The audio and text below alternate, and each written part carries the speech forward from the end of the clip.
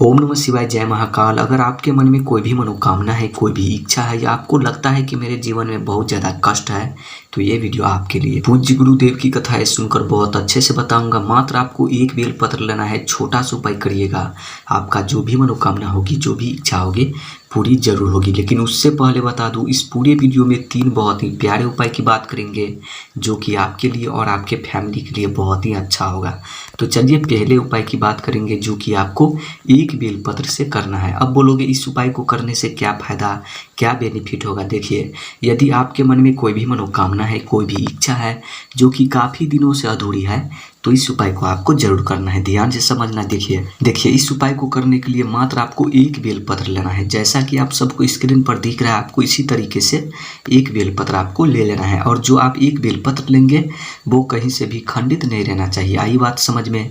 अगर आपको बेलपत्र नहीं मिल पाता है तो आप शिवलिंग पर चढ़े हुए बेलपत्र ले सकते हैं। और साथ में आपको लेना है एक तांबे का लोटा, और उन तांबे के लोटे में अपने घर से जल भर लेना है। भर लिया, उसके बाद इन सभी सामग्री को लेकर आपको जाना है शिव जी के मंदिर।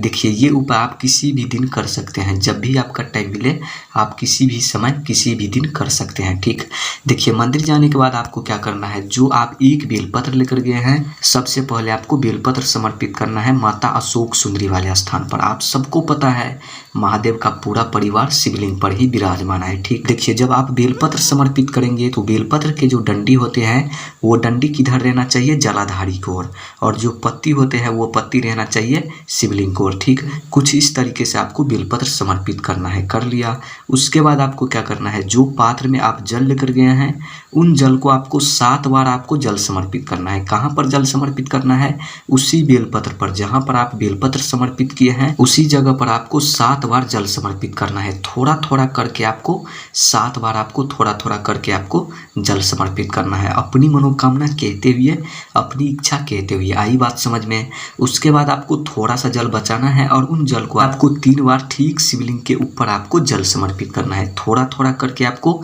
3 बार शिवलिंग के ऊपर भी आपको समर्पित करना है, अपनी मनोकामना कहते हुए, अपनी इच्छा कहते हुए, मन में ध्यान करते हुए।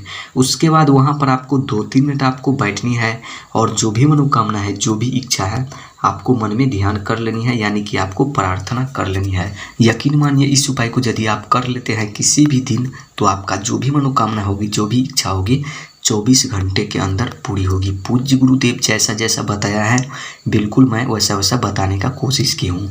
तो चलिए आगे बढ़ते हैं। पूज्य गुरुदेव की द्वारा बताए गए अब दूसरे उपाय की बारे में बात करेंगे।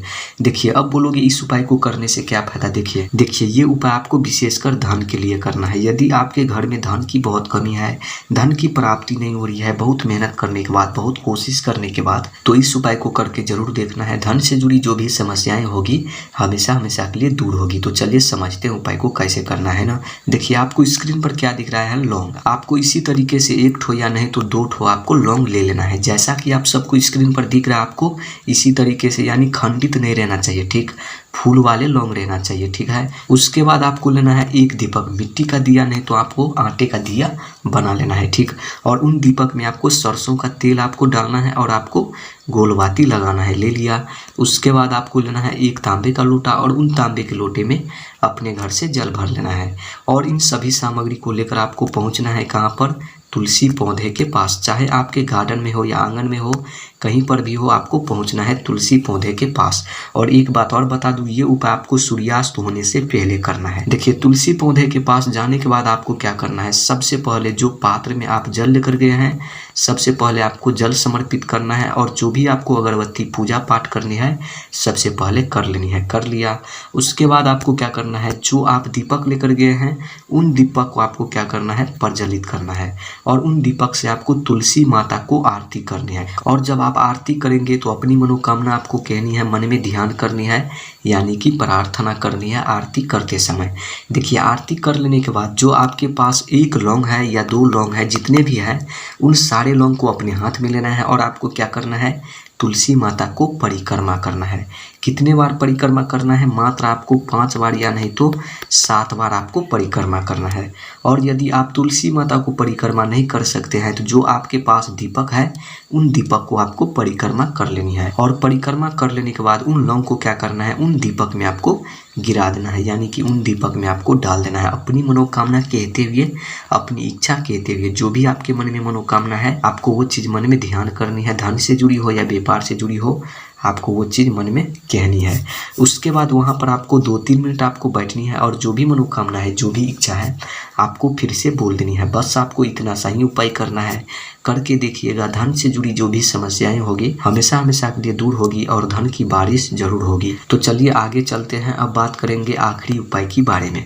अब बोलोगे इस उपाय को करने से क्या फायदा, क्या बेनिफिट होगा? देखिए, इस उपाय को करने से विशेषकर आपको मनोकामना पूर्ति के लिए है। यदि आपके मन में कोई भी मनोकामना है, कोई भी इच्छा है जो कि काफ़ी दिनों से अधूरी है, पूरी नहीं हो पा रहे हैं, कई सारे व्रत कर लिए, कई प्रकार के उपाय भी कर लिए, तो ये उपाय आपको जरूर करना है। बस आपको इस उपाय को करके देखना है, जो भी मनोकामना होगी, जो भी इच्छा होगी पूरी जरूर होगी, है ना।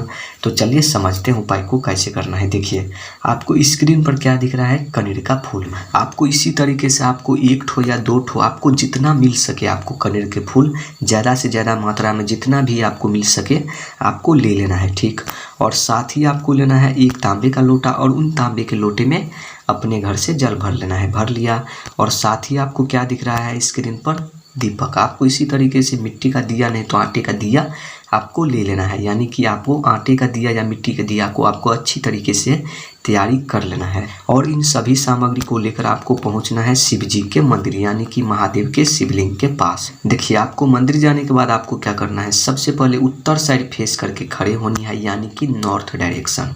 और जो पात्र में आप जल लेकर गए हैं सबसे पहले आपको जल समर्पित करना है। श्री शिवाय नमस्तुभ्यम का जाप करते हुए कर लिया। और उसके बाद आपको क्या करना है? जो आप कनेर के फूल लेकर गए हैं, चाहे आप 1 लेकर गए हैं या 2 या 3, जितने आप लेकर गए हैं उन सारे कनेर के फूल को अपने हाथ में लेना है और शिवलिंग के सामने आपको खड़ी होनी है और आपको एक एक करके आपको ठीक शिवलिंग पर समर्पित करना है। अपनी मनोकामना कहते हुए, अपनी इच्छा कहते हुए, मन में ध्यान करते हुए। अगर आप ज़्यादा मात्रा में कनेर के फूल लेकर गए हैं तो आपको पूरे अच्छी तरीके से शिवलिंग पर सजाना है, अच्छी तरीके से सजा लेना है। ये बात समझ में? अपनी मनोकामना कहते हुए, अपनी इच्छा कहते हुए, ठीक। उसके बाद वहाँ पर आपको 2-3 मिनट आपको बैठनी है और जो भी मनोकामना है, जो भी इच्छा है आपको फिर से बोल देनी है। बस आपको इतना सही उपाय करना है। करके देखिएगा, आपका जो भी मनोकामना होगी, जो भी इच्छा होगी पूरी जरूर होगी, है ना। तो उपाय से जुड़ी और जो भी आपके मन में सवाल हो आप कमेंट में नीचे पूछ सकते हैं। बाकी मिलते हैं अगली वीडियो में। ओम नमः शिवाय, जय महाकाल।